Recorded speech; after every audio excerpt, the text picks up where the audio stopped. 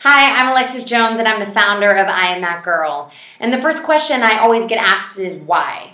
Why did you start it in the first place? And my honest answer, that's probably not the most eloquent or most polished, but is the fact that I needed it. I started an organization that I felt like I needed. It was my sophomore year of college, and I was actually at the University of Southern California, and I was studying to be a Latin American ambassador. And out of nowhere, one of my girlfriends said that she was auditioning for this play, and she invited me to come audition, even though I had no acting capabilities whatsoever. And I went and auditioned, and it ended up being for this play written by Eve Ensler called the Vagina Monologues, this very progressive women's play. And I just remember it was the first time that my soul lit on fire, that there were these atrocities going on with women all over the world, and that it wasn't even on my radar. And I remember coming back to my sorority, and I was a Kappa, and I sat down with my 6 girlfriends at the lunch table, and I just remember looking at them and saying, oh my God, we have so many conversations about things that don't matter. About boys and shoes and gossip and movies and celebrities, and what if once a week we had conversations about things that did? Would you come? Would you be interested in that? And the 6 girls nodded and said sure, and I ended up setting up a meeting that week, and those 6 girls showed up, and the incredible thing was that I came and we were talking about these atrocities going on with women, but really we just ended up talking about our own lives and our recent breakup, or the guy we had a crush on, or our classes, or the stress load in college, or the expectations, or wanting to feel perfect all the time, or not feeling enough. I mean, the list was endless. And what I thought was going to be a 45-minute meeting turned into a 3-hour meeting. And I said, wow, do you girls want to do this again next week? And the reality was, in 6 weeks, we had 347 girls showing up on campus. So much so that USC didn't know what to do with me. They were like, who is this girl who keeps outgrowing all the different rooms and all the different auditoriums? And it was in that moment that it dawned on me that we needed this, that there was this lack of community among girls. And I started thinking about it, and I was kind of joking at the time, but I said, why aren't there Girl Scouts for college girls?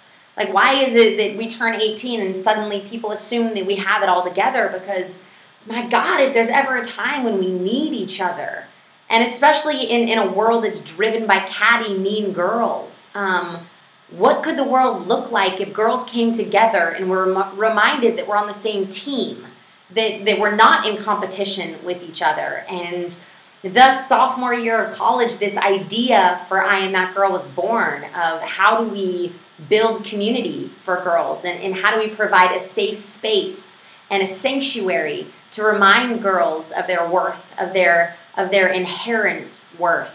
And that was the impetus for I Am That Girl. And years down the road, I ended up meeting my best friend. I actually have a picture. Emily Greener, my best friend, the coolest girl in the game, was one of those girls who was just a soul sister. The moment that I saw her, it was like I've done 15 lives with her, and she is the method to my madness. And I was able to get up on stage and talk about this vision and this idea and resurrecting the women's movement, and to get girls excited about the possibilities of all the things that we could do in this lifetime. And she possessed this inherent business ability. She's such a natural executive producer, and like I said, was able to really create structure and to bring this vision to fruition. And now, as my co-founder, not only my best friend and my soul sister, but also the co-founder of I Am That Girl, we now have the opportunity to build community for a living. I kind of joke that we're the 21st century Girl Scouts meets book club in a Sex in the City kind of way, but we also recognized that the most influential medium on youth today is media. And a lot of my background was working in the entertainment industry. From sophomore year, I ended up hosting a TV show on the red carpet for 3 years, and I transitioned into broadcasting and worked at Fox Sports and ESPN, and then ended up doing this crazy stint on this TV show called Survivor, which ended up being this huge blessing in disguise. Was able to leverage that platform to promote I Am That Girl. But through all of that, Emily and I realized that media was this awesome vehicle to get this message out. And if we could use media, and more importantly, if we could create healthy media that was reminding girls of how incredible and how beautiful they were, as opposed to breaking them down, then maybe we could really get somewhere. So I Am That Girl, as am I, will forever be a work in progress. It is an empowerment nonprofit. The entire point is to remind girls and to remind ourselves every single day that we're awesome exactly as we are, and it doesn't matter what we do, but the emphasis is who we choose to be. It's been an honor to be a part of I Am That Girl. As it continues to grow, it blows my mind. It's like this Frankenstein, and all these local chapters have started all over the country, and it just feels like this bonfire. Emily and I have to pinch ourselves all the time that this is our life, and this is our reality, and this is what we get to wake up to every day. We certainly recognize that we are among the priceless few, the anomaly, who love what we do, where there is no distinction between our love, our passion, and our work.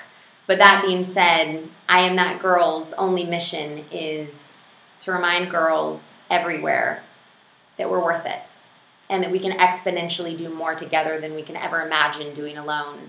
This is but the beginning. The gauntlet has been set. I am that girl, and so are you.